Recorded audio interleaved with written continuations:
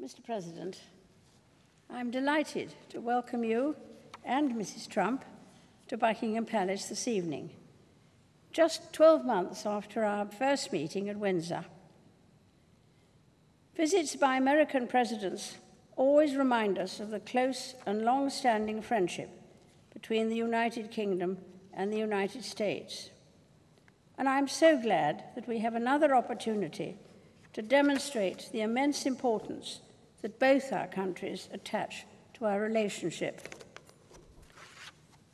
In the coming days, you will see some of our most treasured historical buildings, speak to the business leaders whose expertise and innovation drive our economies, and meet members of our armed services, past and present.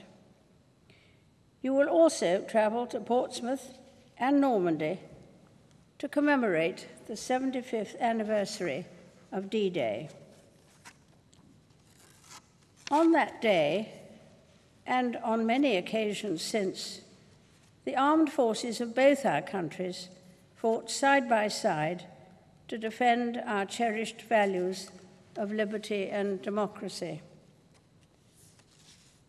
Mr. President, in your State of the Union address this year, you paid tribute to some of the American heroes who risked their lives, and we owe an immeasurable debt to the British, American, and Allied soldiers who began the liberation of Europe on the 6th of June, 1944. I paid my first state visit to your country at the invitation of President Eisenhower. As Supreme Allied Commander, he had ultimate responsibility for the execution of the Normandy landings. In his headquarters in St. James's Square, not far from Buckingham Palace, British and American officers worked closely together to plan the freedom of a continent. And it would be no exaggeration to say that millions of lives depended on their common endeavor. As we face the new challenges of the 21st century, the anniversary of D-Day reminds us of all that our countries have achieved together. After the shared sacrifices of the Second World War, Britain and the United States worked with other allies to build an assembly of international institutions to ensure that the horrors of conflict would never be repeated. While the world has changed, we are forever mindful of the original purpose of these structures, nations working together to safeguard a hard-won peace. Of course, it is not only our security which unites us, but our strong cultural links and shared heritage. Every year, there are almost 4 million visits by Americans to the United Kingdom, with a great number claiming British descent.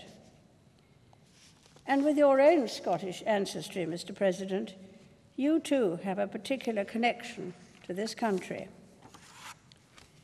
We are also bound by the strength and breadth of our economic ties as the largest investors in each other's economies. British companies in the United States employ over 1 million Americans, and the same is true vice versa. Mr. President, as we look to the future, I'm confident that our common values and shared interests will continue to unite us. Tonight, we celebrate an alliance that has helped to ensure the safety and prosperity of both our peoples for decades, and which I believe will endure for many years to come. Ladies and gentlemen, I invite you all to rise and drink a toast to President and Mrs. Trump, to the continued friendship between our two nations, and to the health, prosperity, and happiness of the people of the United States.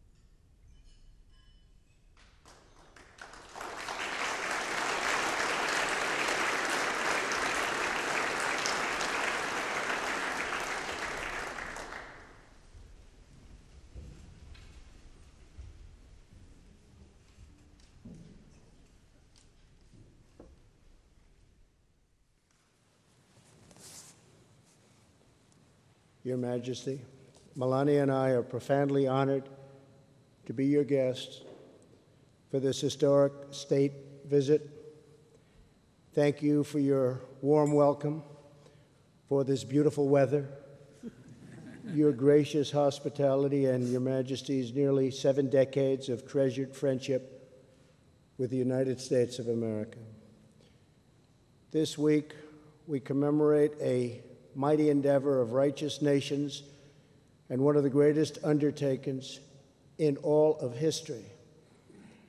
75 years ago, more than 150,000 Allied troops were preparing on this island to parachute into France, storm the beaches of Normandy, and win back our civilization.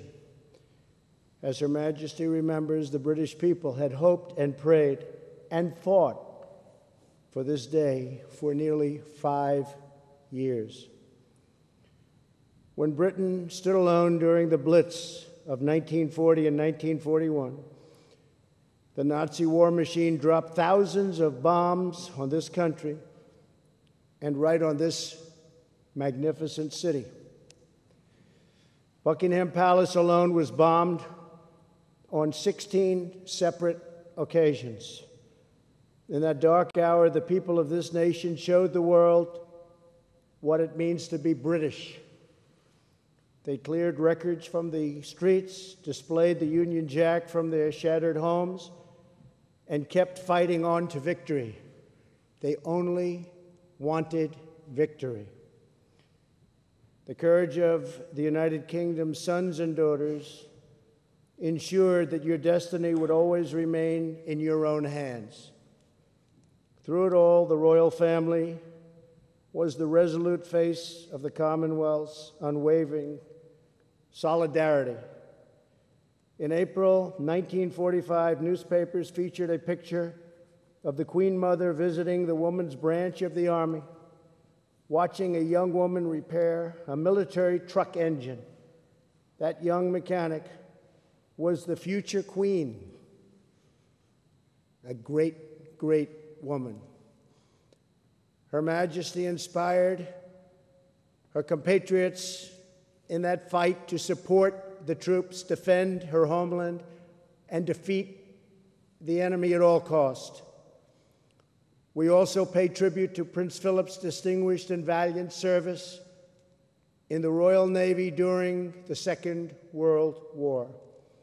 On D-Day, the Queen's beloved father, King George VI, delivered a stirring national address. That day he said, after nearly 5 years of toil and suffering, we must renew that crusading impulse on which we entered the war and met its darkest hour. Our fight is against evil and for a world in which goodness and honor may be the foundation of the life of men in every land. This evening, we thank God for the brave sons of the United Kingdom and the United States who defeated the Nazis and the Nazi regime and liberated millions from tyranny. The bond between our nations was forever sealed in that great crusade.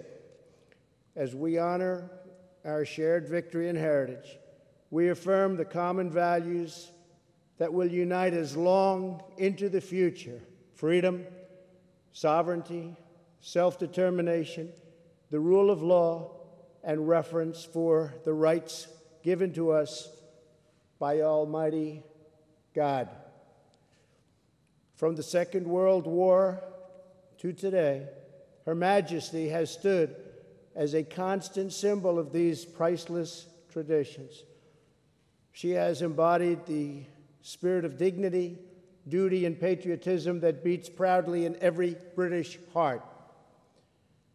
On behalf of all Americans, I offer a toast to the eternal friendship of our people, the vitality of our nations, and to the long-cherished and truly remarkable reign of Her Majesty, the Queen. Thank you. Thank you.